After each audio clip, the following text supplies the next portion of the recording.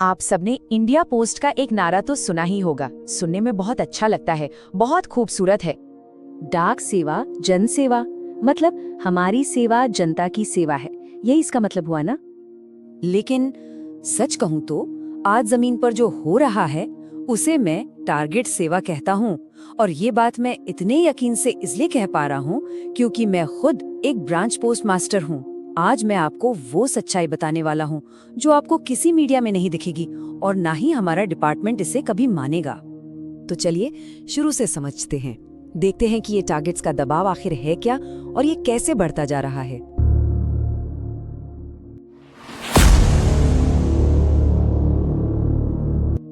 देखिए, एक जमाना था जब पोस्ट ऑफिस का नाम सुनते ही क्या याद आता था? चिट्ठी, पैसा, पेंशन और सबसे बड़ी बात, भरोसा। लोगों का भरोसा था हम पर। पर आज पोस्ट ऑफिस का मतलब हो गया है टारगेट। आईपीपीबी यानी इंडिया पोस्ट पेमेंट्स बैंक के अकाउंट खोलो, आरडी खुलवाओ, पीएलआई और आरपीएलआई मतलब इंश्योरेंस बेचो, और ये डिजिटल पेमेंट का दबाव तो खैर कभी खत्म ही नहीं होता। आपको एक उदाहरण देता हूँ। हमें हर महीने टारगेट मिलता है। जैसे कह दिया जाता है कि 100 अकाउंट खोलो, और ये 100 अकाउंट खोलने के लिए टाइम कितना मिलता है पता है? सिर्फ 3 दिन। अब आप खुद सोचिए, क्या ये मुमकिन है? किसी गांव में आप 3 दिन के अंदर 100 नए बैंक अकाउंट खोल सकते हैं? मैं तो कहता हूँ जो बड़े अफसर ये पॉलिसी बनाते हैं ना, उनको एक बार गांव में भेजो और बोलो कि ये काम करके दिखाओ। मैं गारंटी देती हूँ एक अकाउंट भी नहीं खोल पाएंगे। चलिए अब जरा सिस्टम की जमीनी हकीकत को और करीब से देखते हैं। जैसे टारगेट पूरा नहीं होता, व्हाट्सएप ग्रुप पर मैसेज आने लगते हैं, why 0 account, why no PLI. बस हर तरफ से दबाव और कुछ नहीं। डिपार्टमेंट बड़े बड़े दावे करता है, आईटी 2.0 सिस्टम ले आए हैं, सब डिजिटल हो गया है। पर हकीकत ये है कि जब भी कोई स्पेशल ड्राइव होती है, सर्वर बैठ जाता है। सच बताऊं तो हमारा पुराना सिस्टम इससे लाख गुना बेहतर था। आज भी हमें 9-10 मोटे मोटे रजिस्टर हाथ से भरने पड़ते हैं। और हाँ, अगर सब ऑफिस अपना टारगेट पूरा नहीं कर पाता तो उसका ठीकरा भी हम ब्रांच ऑफिस वालों के सिर पर ही फोड़ा जाता है।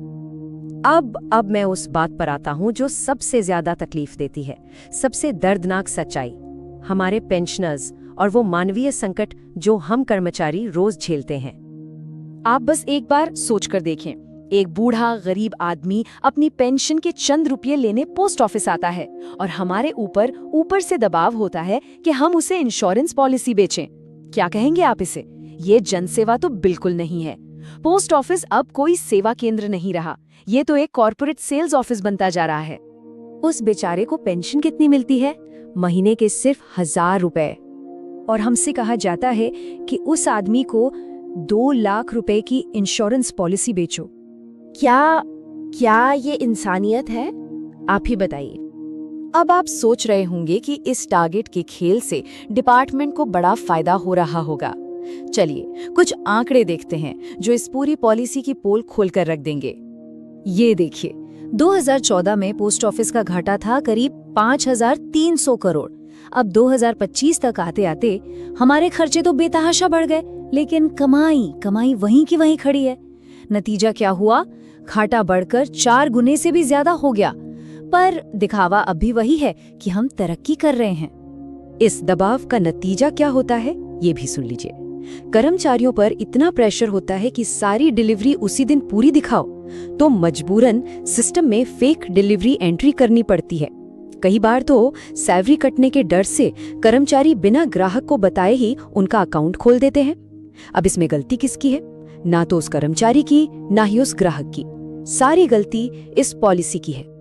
तो मतलब सीधी सी बात ये है कि हमारा सिस्टम अब कस्टमर सेंट्रिक यानी ग्राहक के लिए नहीं है, ये पूरी तरह से टारगेट सेंट्रिक बन चुका है। ये जो कुछ भी मैंने बताया, ये मेरी कहानी है, मेरी सच्चाई है। पर मैं ये भी जानता हूँ कि ये सिर्फ मेरी कहानी नहीं है, ये हजारों कर्मचारियों की कहानी है। तो अब आपकी बात करते हैं, आपकी कहानी की। अगर आप ये देख रहे हैं और आप एक ग्राहक हैं या मेरे जैसे ही कोई कर्मचारी हैं या फिर कोई पेंशनर हैं, तो बताइए आपके साथ क्या हुआ है। अपनी बात कमेंट्स में लिखिए, इसे सामने लाना बहुत जरूरी है। और आखिर में मैं बस एक ही सवाल छोड़कर जा रहा हूँ कि ये जो हो रहा है, ये जन सेवा है या टारगेट सेवा?